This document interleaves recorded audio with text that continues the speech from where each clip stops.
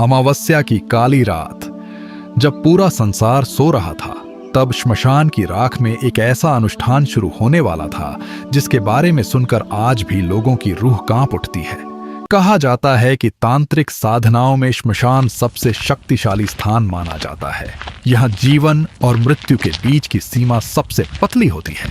उसी रात एक अघोरी चुपचाप जलती चिता के पास बैठा था। उसका शरीर राख से ढका हुआ था और उसकी आंखें गहरी साधना में बंद थीं। धीरे धीरे उसने श्मशान की राख उठाई और जमीन पर एक रहस्यमयी यंत्र बनाना शुरू किया। हर रेखा के साथ वह धीमे स्वर में मंत्र बोल रहा था। हवा अचानक ठंडी होने लगी और आसपास का सन्नाटा और भी भारी हो गया।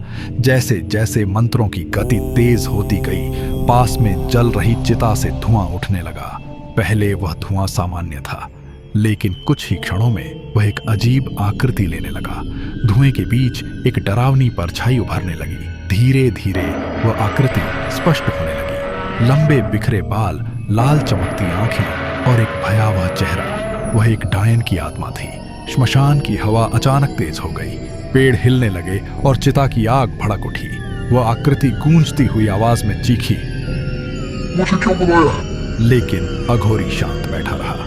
उसके होंठ लगातार मंत्र पढ़ रहे थे। तांत्रिक परंपराओं में माना जाता है कि सही मंत्र और यंत्र के साथ साधक अदृश्य शक्तियों को भी नियंत्रित कर सकता है। अघोरी ने मुट्ठी भर राख उठाई और यंत्र के बीच फेंक दी। अचानक चारों तरफ एक अजीब सी गूंज फैल गई। डायन की आकृति तड़पने लगी, जैसे कोई अदृश्य शक्ति उसे बांध रही हो। कुछ ही पलों में वह चीखती हुई धुएं में बदल गई और रात के अंधेरे में विलीन हो गई। श्मशान फिर से शांत हो गया, जैसे कुछ हुआ ही ना हो। लेकिन उस रात के बाद लोगों ने समझ लिया कि श्मशान सिर्फ मृत्यु का स्थान नहीं होता। कभी कभी यह उन रहस्यमयी शक्तियों का मैदान भी बन जाता है, जिनके सामने इंसानी समझ आज भी छोटी